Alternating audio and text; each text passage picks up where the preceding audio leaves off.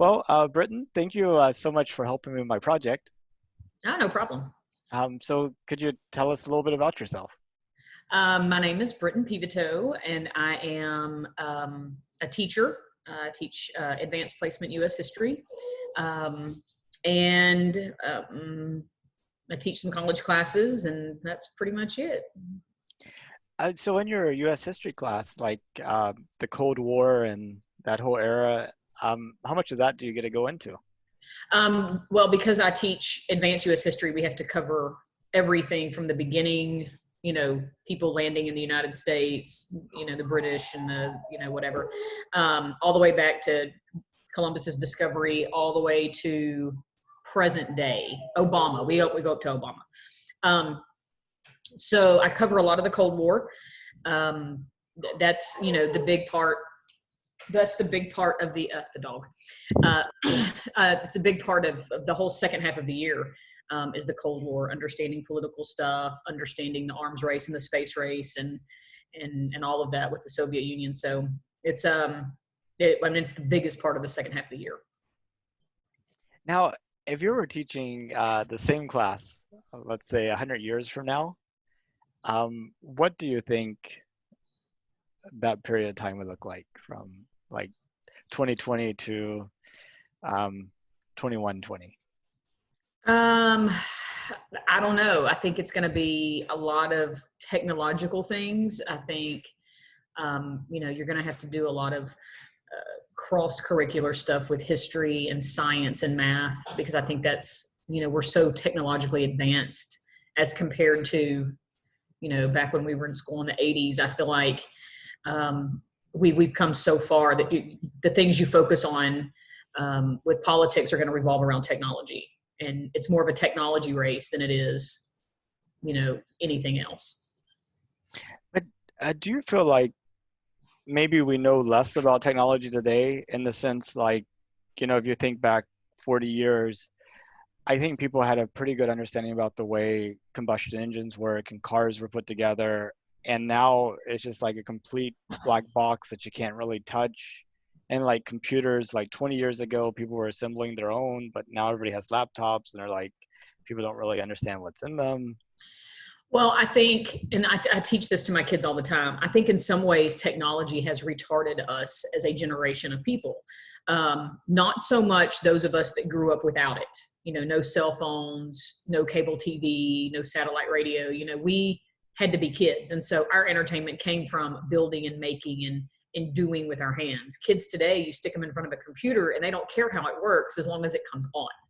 Um, and and even though kids today can do so many, there are kids that can do crazy things on their computer. And I'm always like, how does this TikTok work? How does this whatever work?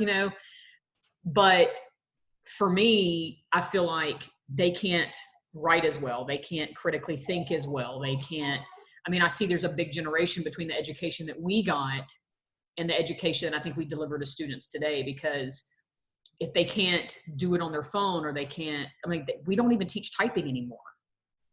And for this current school year, all these kids that have to take these AP exams have to do them online.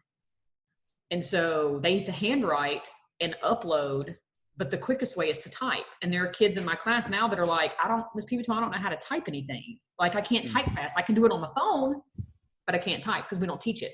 So I feel like, there is a loss of that type of technological advances and things that we used to have, and people discovering new things because they create it or they make it on their own, versus kids being able to utilize the technology that we've provided for them. I'm still waiting for the flying cars. I remember this when we were in school, we're supposed to have flying cars by like 2000, 2010, we were supposed to have flying cars. I don't have one of those. So just out of curiosity, thinking back to high school, did you take Mrs. Womack's typing class? Yes. As a matter of fact, I tagged Miss Womack and Miss Toman and Miss Rice yesterday in a teacher appreciation post, because I had Miss Womack 4 years in high school, 4 years in a row.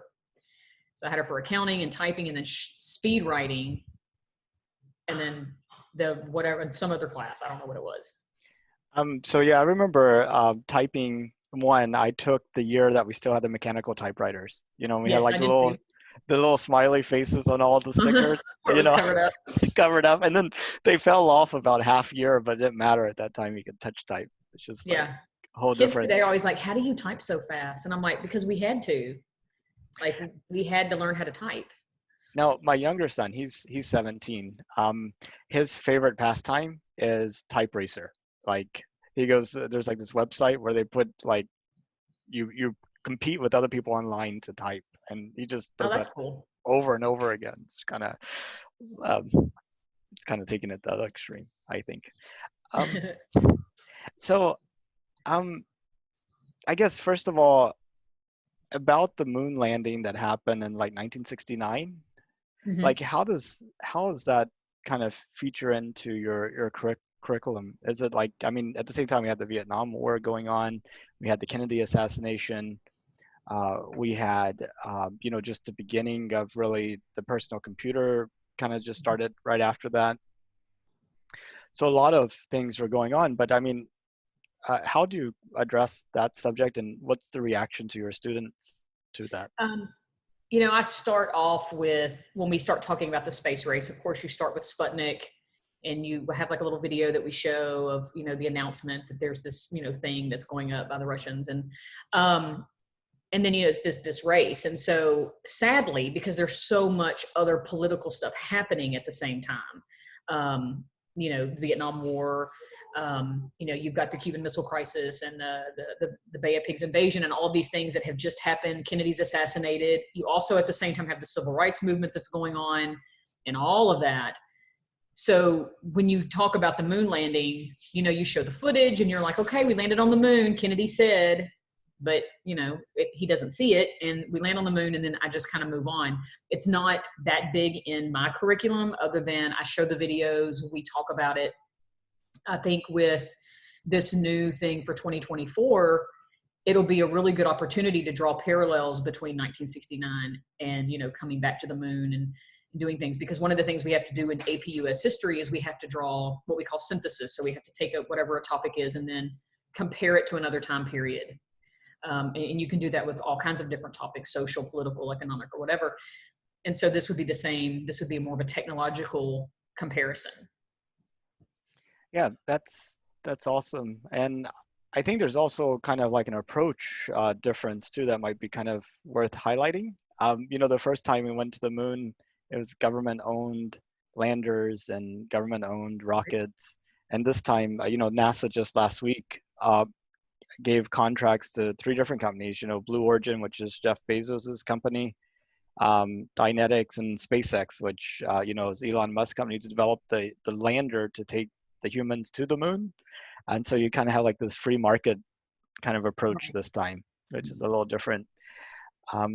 And it's a little bit reassuring. You like the coronavirus, you have like the conflict with China, you have lots of things going in the world. Now it's a little bit reassuring remembering all those things that were going on then and thinking, oh, well, we really might be able to still make progress. But Yeah. So you knew about the 2024 landing. I had seen something online about it, but I had not read into it much. So, well, if you ever want a guest speaker, I'd be more than happy to come awesome. out and totally something to think about. yeah. So what do you think about it? I mean, like, you're have studied history. You've seen how some events have affected future things and kind of like the trade-offs and dynamics and what have you. What do you think about us going back to the moon at this point in time? Do you think that's a good thing, bad thing? I mean, I think that there's always good. I mean, there's good and bad. I think good, it's, technologically we can go up and, we're going to have different types of spacecraft and, different things that you can look for and see. And, the technology has come quite a long way. But at the same time, it's like how much money is being invested into this when there's a lot of other problems in the United States that we probably could focus those funds on. But I mean, everybody wants to be an astronaut at some point in their life, right? So for an education standpoint, it could totally bring an interest back into the sciences and into space and all of that, because today kids are just not, as interested. I was talking to Georgia this morning, and I said, so I have this thing I'm gonna do today, so I'm gonna need y'all to like not kill each other while I'm doing it. She's like, what is it? And I said, I'm going to talk to this guy about NASA and the moon landing or whatever. And she was like, what's he going to ask you? And I said, well, I think he might ask me some different things. I said, would you want to go up there? She was like, I don't know. I mean, they have some accidents, and I don't know if they could say, she said that if they had technology that could just zip me back to Earth, if there was an explosion, I would totally do it. Yeah, that's interesting. So I mean, like for you, if it was safe and affordable, would you go into space? I mean, I would go into space for sure. Just to go to the moon, to see Earth from a different perspective would be really cool. But I mean, what's up there? Just some dirt, I think. But just to go, to be in space would be really awesome. I've been watching the, what is that show called? The 100. Have you seen this? It's on the CW. So it's the 100, and they were in space. There was like a nuclear, there was World War III, and they was involved all this like stuff, the weapons, the nukes, and Earth was uninhabitable for 100 years or so. And so they lived on a space station. It was combined with other nations, and they're running out of oxygen. So they have to send these kids, the 100, they were prisoners, the young kids, back to Earth.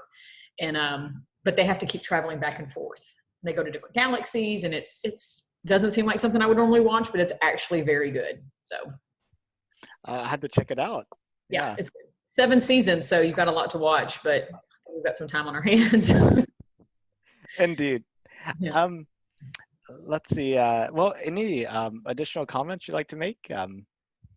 No, I'm excited, I think, to kind of see, how it goes, so that because, for history-wise, we can, draw parallels back to it. And then, of course, it helped when, like, the movie Hidden Figures came out, and that brought, tied in, social issues, dealing with African Americans, and and then science and space and all of that. And people were very interested, kids at school got interested. They liked the movie. So I think anytime that you have something relating to space, it piques interests. And I think that's a good thing for kids today. That did remind me of one other thing. We had 12 white men walk on the moon during the Apollo era. And one of the sort of key bullet points of us going back in 2024 is landing the first woman on the moon. Mm-hmm. And I was wondering, does that change your, is that something that excites you, or how do you feel about that? I don't feel one way or the other about it. I think, women have been in space. We've had African Americans in space. When the Challenger exploded, there was a Black man, there were women. For me, when it comes to something like that, I think it's whoever's the best for that particular job. I don't think that it should be like some sort of an affirmative action type of deal where you're just sending people up there because you have to meet a quota. But for kids, I can see the draw, like, oh, this woman's going to go into space, but if she's not the first, then, And that kind of brings back another thing. There's a very interesting event happening on May 27th this month. And that is, the last time that we had Americans actually launch on American rockets on American soil into space was 2011, whenever the last shuttle flight happened. Since then, the Russians have been taking our astronauts to and from the International Space Station. But this May 27th, we're actually having SpaceX is launching 2 people to the International Space Station. So it's kind of... Oh, that's cool. Where do they launch from? Florida. So it'd be from the same pad that the shuttle used to launch from, and Apollo. That'd be interesting to see. It's kind of neat. Well, thank you so much for your time. I really appreciate it. No problem. Hope you have a good rest of your day. You too.